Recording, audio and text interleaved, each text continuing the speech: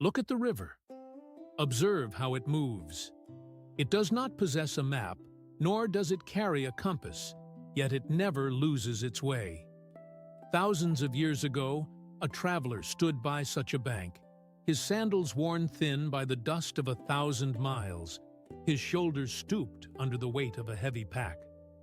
Ahead of him, a great boulder had fallen from the cliffs, blocking the narrow mountain pass.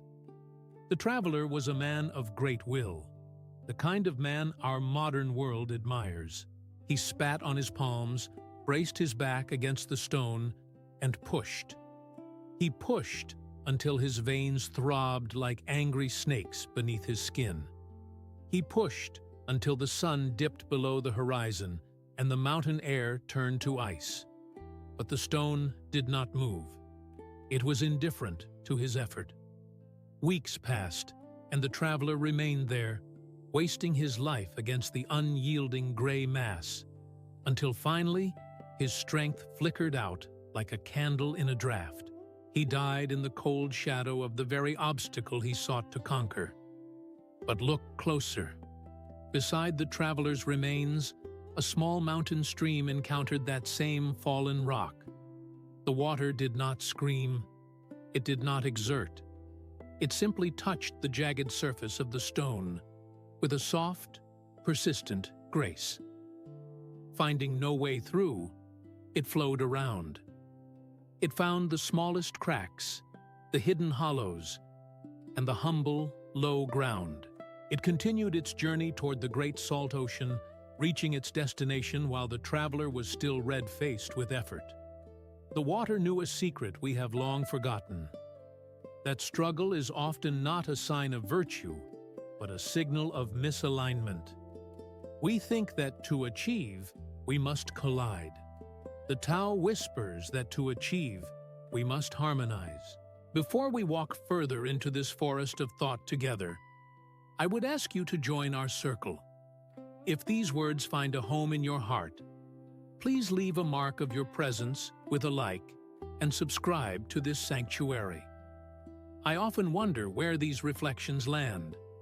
In the quiet of a midnight room in London, or amidst the morning mist of a porch in Brazil. Tell me in the comments below where in this vast world you are listening from. It gladdens my spirit to know how far our shared silence travels.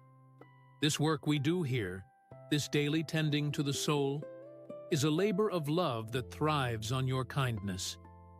If you find value in these moments, there is a small heart with a currency symbol beneath this video, a way to offer a thanks of any amount. Such gifts are the soil that allows this channel to keep blooming every day, as the modern mechanics of the world do not always favor the quiet voice. For those of you who feel the need to sit with these ideas longer than a screen allows, I have gathered some of these reflections into a more permanent form. In the pages of a small guide I've called Master the Right Moment, I explore the delicate art of timing, the fundamental wisdom of knowing when to strike and when to remain still. It is a quiet companion for your journey, and you can find the path to it in the first comment below. Our modern life is a frantic race on a digital treadmill. We run until our lungs burn, fueled by the terrifying suspicion that if we stop, even for a breath, we will be erased. We are the architects of our own exhaustion. We wake to the frantic vibration of the pocket god, that small glass rectangle that demands our attention before our eyes have even cleared the sleep of the night. We are told we should be further along.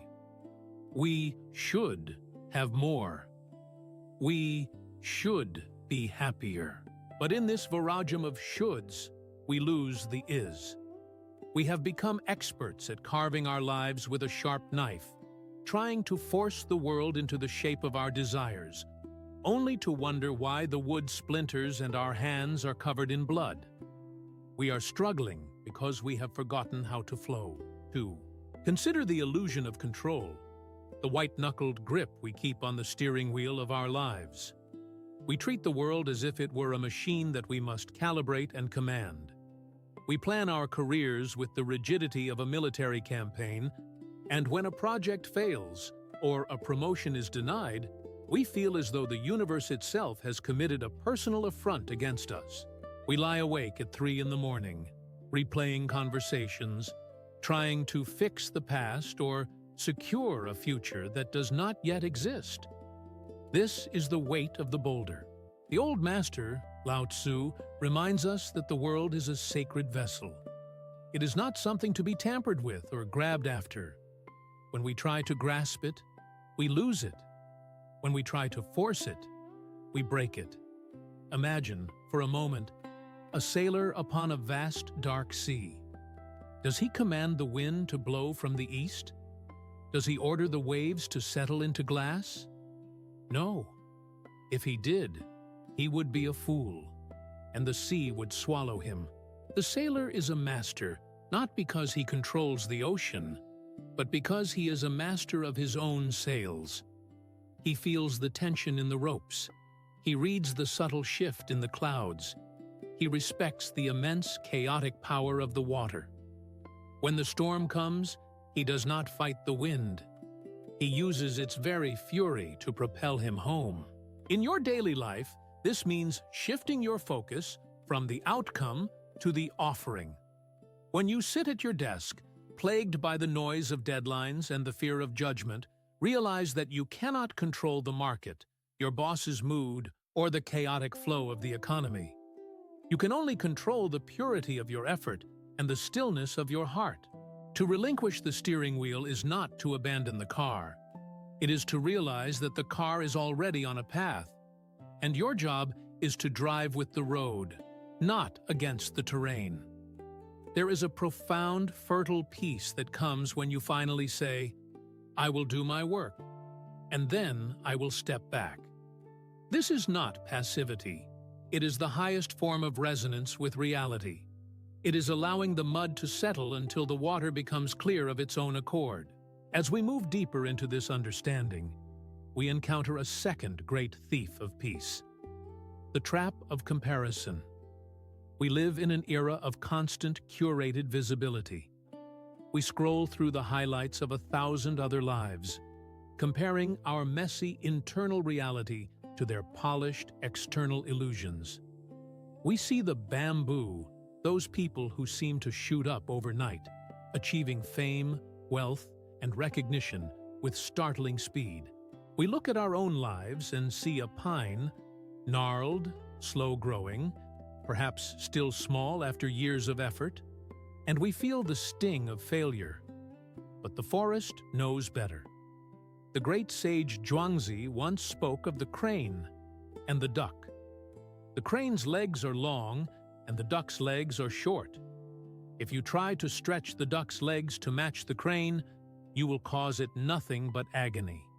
If you try to cut the crane's legs to the duck's measure, it will weep in distress. Each creature possesses its own tea, its inner virtue, its unique blueprint of existence. The struggle we feel is often the pain of a duck trying to be a crane. In the modern world, this comparison is a poison that dissipates our vital energy. We try to adopt the mindset of a billionaire, the routine of an athlete, and the aesthetic of an artist, all while ignoring the unique seed that is trying to sprout within our own soil. A rose does not look at a lily and feel inferior because it lacks a white trumpet. It simply pours its life into being a rose. It blooms when the season is right, not when the lily blooms. When you find yourself scrolling through social media, feeling that cold knot of envy in your chest, remember the pine and the bamboo. The bamboo grows fast because it is hollow. It lacks the dense heartwood that takes decades to form. The pine grows slowly because it is building something that can withstand a century of winters. One is not better than the other. They are simply following different laws of the Tao. Your path is not a race against others. It is a gradual uncovering of who you already are. The struggle vanishes the moment you stop asking, "Why am I not like them?" and begin asking, "What is the nature of the seed I carry?"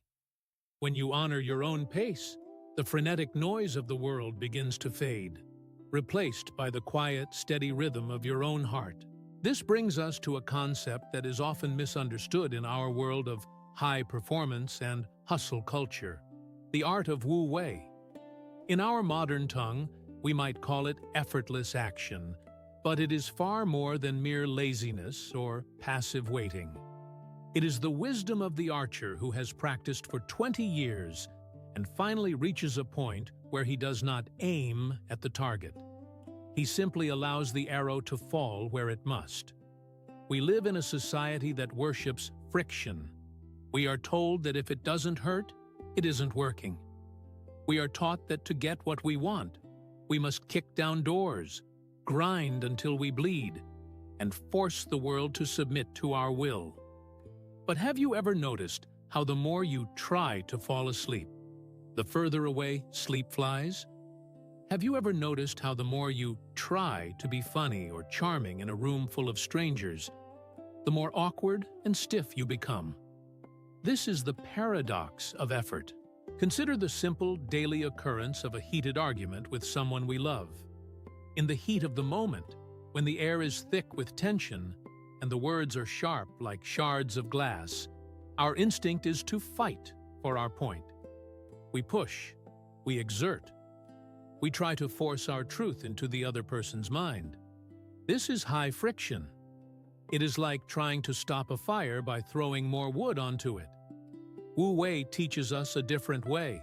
The highest excellence, as the old master Lao Tzu whispered, is like water. Water does not argue with the fire, it simply flows into the places that are empty. It occupies the low ground that all men dislike. In a relationship, Wu Wei is the moment you stop trying to win and start trying to dissipate the storm. It is the art of listening so deeply that the other person's anger has nowhere to land. It is action through non-interference. Imagine a master carpenter at his bench. He is working with a piece of ancient cedar. A lesser craftsman would impose a design upon the wood, forcing the grain to follow his blueprint, often causing the wood to split and ruin. But the master, he spends hours just feeling the texture. He looks for the knots, the whorls, the natural path the tree took as it grew toward the sun. When he finally moves his chisel, he isn't cutting the wood, so much as he is helping the wood become what it already wants to be. The tool becomes an extension of his soul. The boundary between the hand, the steel, and the cedar dissolves. This is the flow state, a state where the me disappears and only the doing remains. In our frantic lives, we can apply this to the very way we handle our morning commute or our overflowing inbox. We treat these things as enemies to be defeated. We tense our shoulders, we hold our breath, and we mentally push against the traffic, as if our internal frustration could move the cars ahead of us. This is a massive drain on our vital energy. To practice Wu Wei in the modern world is to stop fighting the reality of the moment. If the traffic is stalled, the traffic is stalled. You can choose to be the rock that the water beats against, or you can be the water that simply sits in the vessel of the moment, calm and deep. When we stop leaking energy into useless resistance, we find we have a sudden, fecund surplus of strength to apply to the things that actually matter. We realize that the path of least resistance isn't the path of the coward. It is the path of the wise. As we learn to stop fighting the world, we eventually come to a more intimate struggle, the fight against ourselves. We arrive at the concept of Pu, or the uncarved block. From the moment we are born, the world begins to carve us. Our parents carve us into good children. Our teachers carve us into productive students. Our employers carve us into efficient workers. By the time we reach middle age, we are covered in the scars of 1,000 chisels. We have been shaped into so many useful things: a manager, a mother, a citizen, a success. that we have entirely forgotten the original raw beauty of the block itself.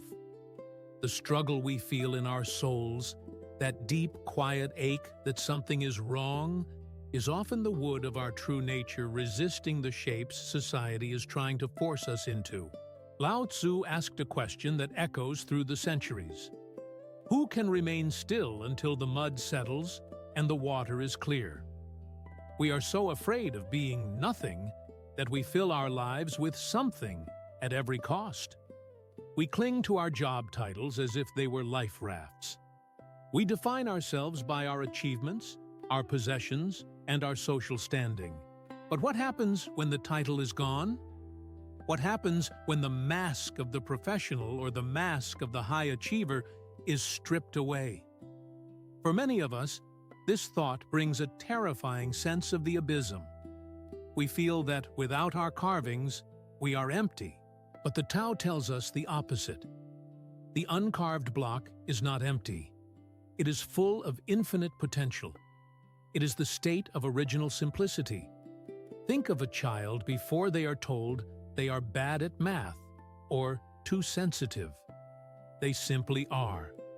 They move with a natural grace because they have no image to maintain. In our adult lives, returning to the uncarved block means a radical process of shedding. It is like peeling an onion. We shed the shoulds.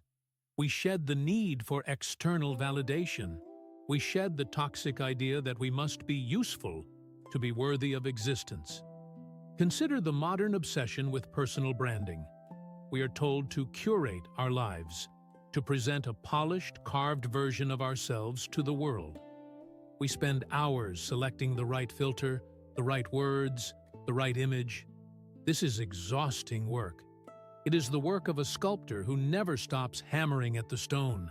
To return to Pu is to realize that the most powerful version of you is the one that isn't trying to be anything at all.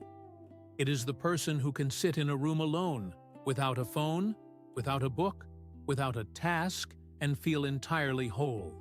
It is finding the silence fertile beneath the noise of our own identities. When you stop trying to be a successful person and simply allow yourself to be a person, a strange transfiguration occurs. The pressure to perform evaporates.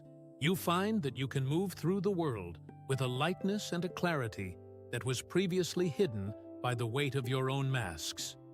You are no longer a tool being used by the world. You are the wood, solid, grounded, and at peace. This brings us to a truth that our modern vertical world finds almost impossible to swallow: the staggering power of the low ground. We are raised in a culture of the ascent. We are taught from our first steps in the classroom that the only direction of value is up.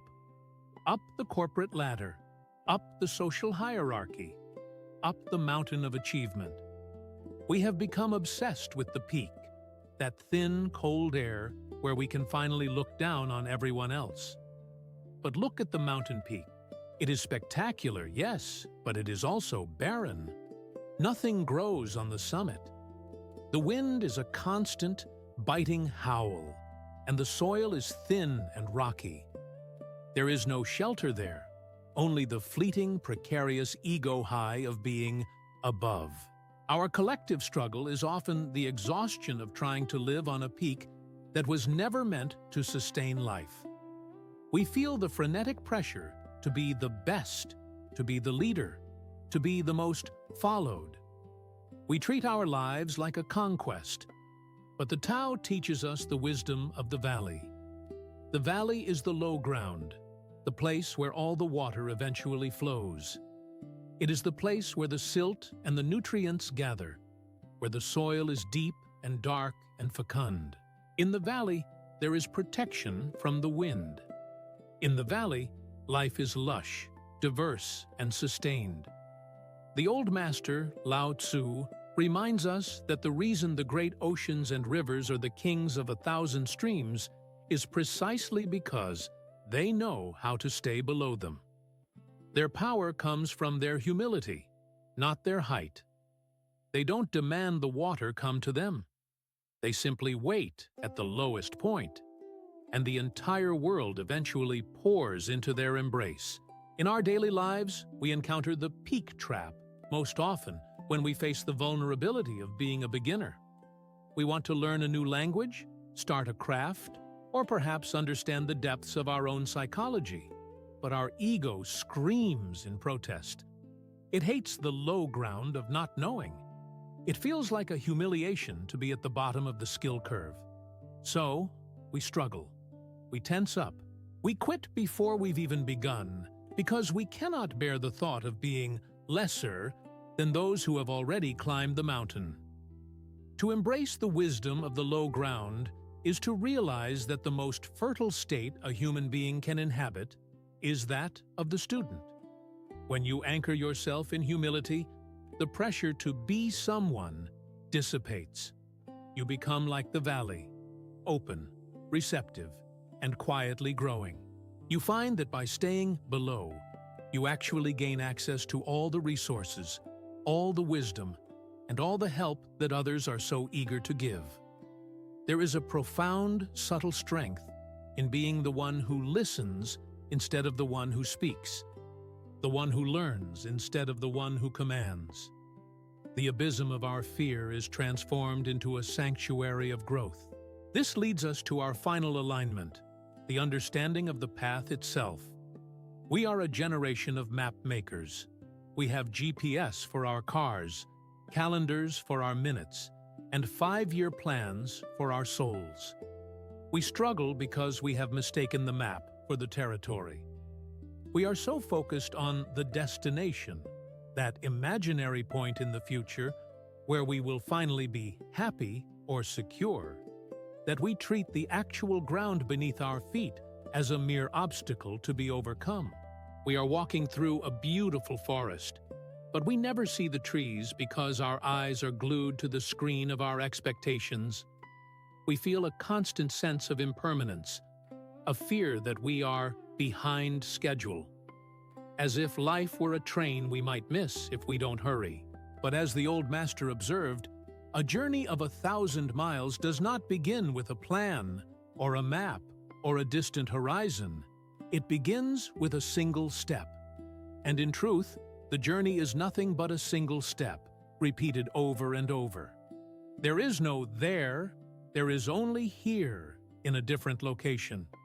When we focus exclusively on the 1,000th mile, the first mile feels like a burden, a chore, a struggle.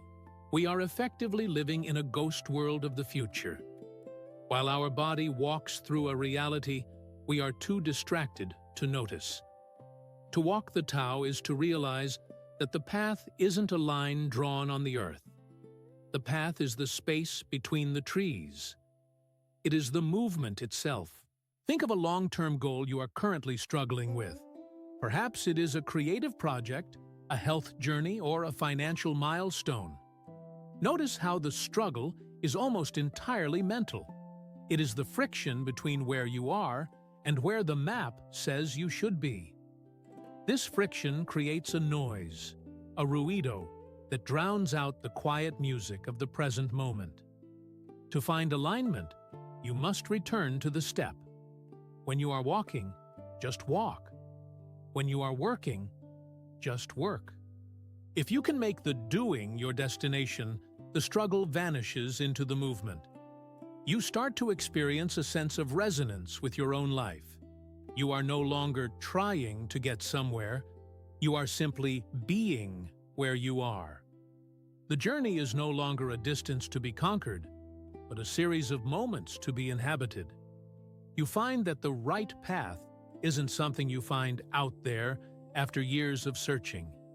It is the quality of attention you bring to the very next thing you do. Through this osmose with the present, the horizon stops being a threat and starts being a promise. I want you to take a breath now, a deep, slow breath that reaches all the way down to the roots of your being. Can you feel that? The sudden, quiet release in your neck, the way your jaw unclenches just a fraction. You are not lost, my child. You have never been lost. You have merely been trying to swim upstream in a river that has always wanted to carry you home. You have been fighting a war against a reality that is already on your side. The struggle you have carried for so long, the weight of the boulder, the pain of the chisel, the cold wind of the mountain peak, you can set it down now. You don't need to build a path. The path is already under your feet, waiting for you to notice it. You don't need to become someone. The uncarved block of your soul is already perfect, already whole, already enough. When you finish listening to these words, do not rush to the next notification. Do not dive back into the voragem of the digital world. Instead, I ask you to do something very simple. Step outside. Find a tree, any tree, even a small one growing through a crack in the sidewalk. Stand before it for a minute, in that silencio fertile. Notice how it does not struggle to grow. It does not check its watch. It does not compare its leaves to the tree in the next yard.